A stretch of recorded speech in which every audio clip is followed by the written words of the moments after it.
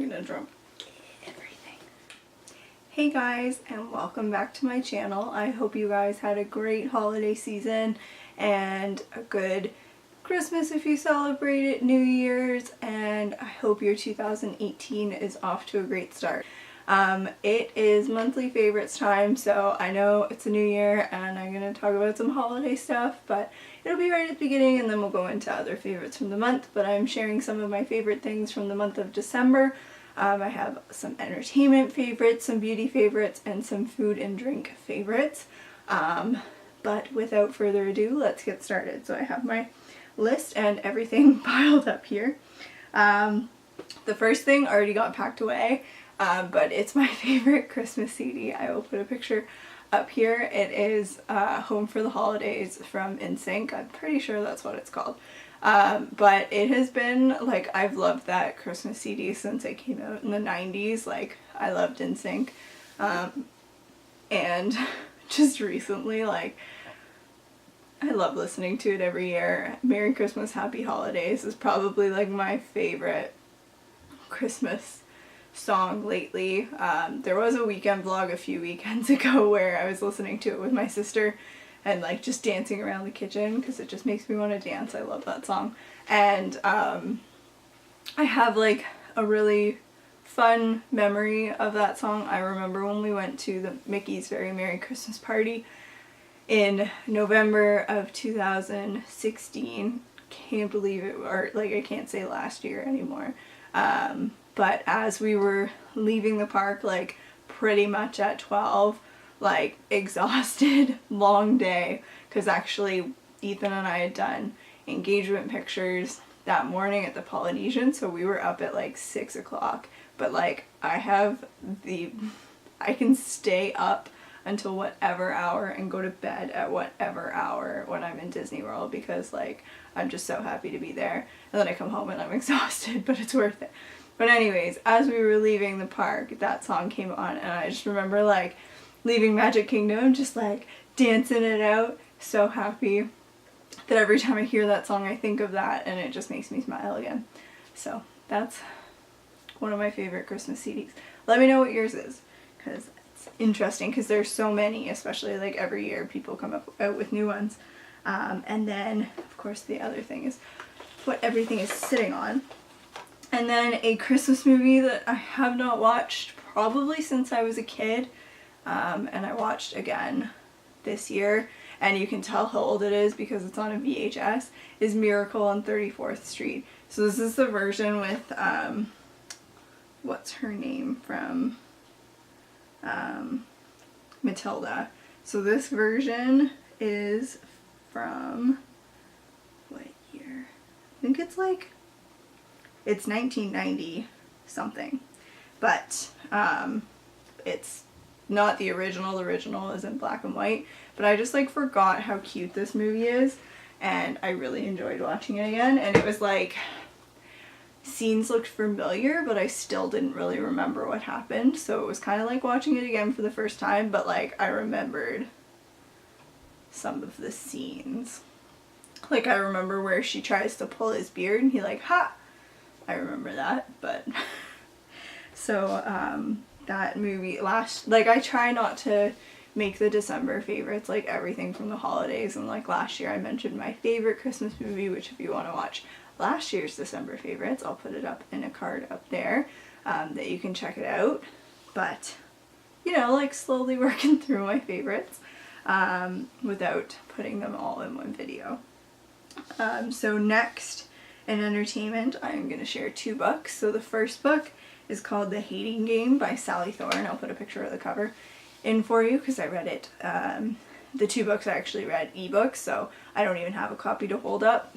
So The Hating Game is about two people who are at a company that has merged. It's like a book publishing house, and so they're kind of at the same level, but like one was from one company and one was from the other, and they hate each other and they play these games across the desk, like, because they sit across from each other, and they like will play games of like trying to make the other person smile or laugh or trying to figure out what they're doing, and like they just really don't like each other.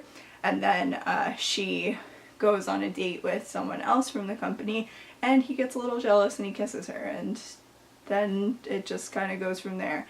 And it was just like a fun book to read. It was one of those books that I just wanted to read. I just wanted to know what happened, and so I really enjoyed it. And so much so that the first thing I did was Googling to see if it was going to be a movie, which I don't think so, but I definitely enjoyed it. The next book is called Where'd You Go, Bernadette by Maria Semple. I think this one I saw in like a laurenconrad.com like summer reading list or something like that years ago. Like I have a list of all of the books that I want to read, just like ongoing. And so I finally got to this one, and it was interesting, like an interesting structure for the book. So it wasn't really chapters, there were 4 sections to the book, and then there were probably like 100 pages in that section. And it was a lot of like correspondence between people. So it was about like this mom, so the daughter, and then her dad works for like Microsoft, and the mom used to be an architect, like a really, really good architect, and she's kind of like, she doesn't sleep anymore, and so she's a little crazy, but then she disappears, and they try to find her, and it's kind of like, she starts off missing, and then it kind of unravels a bit of the story, and then a bit more, and then a bit more, and then you figure out what happens. So it was an interesting book in a different like format for me to read that I kind of like didn't know what was going on at the beginning, but it was a good book and I would recommend it. Next, for beauty, I have recently been trying to use a hair mask like once a week, just on like the bottom bit of my hair. It's getting pretty long. So this is the Garnier Hold Blends Repairing Rinse Out Mask in Honey Treasures. So it's supposed to repair, strengthen, and protect. So it's just like a thicker conditioner that you just apply and then just let it sit for a little bit. So I've been trying to do that like on Sundays as like a treat your hair type thing, but I've been enjoying it. I don't think I've used it quite enough to see a difference, because I just haven't been using it consistently enough, but I definitely like the idea of using a hair mask and just trying to, especially as it gets so long, like just trying to keep it healthy.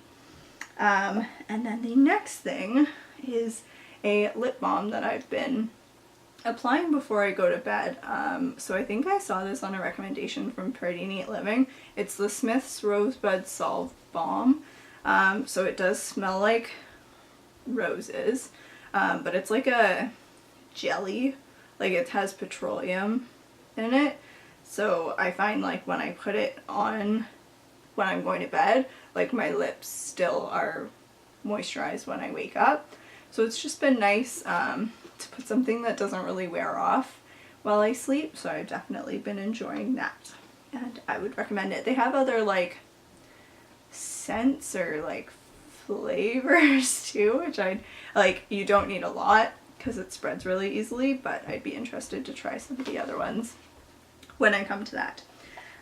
Next, for food and drink, I wanted to talk about not even really like a recipe, just like a quick easy dinner that we had in December, and we hadn't had it for a while, and oh no, my battery is going to die. Oh. Okay, hopefully we can get through the rest of this.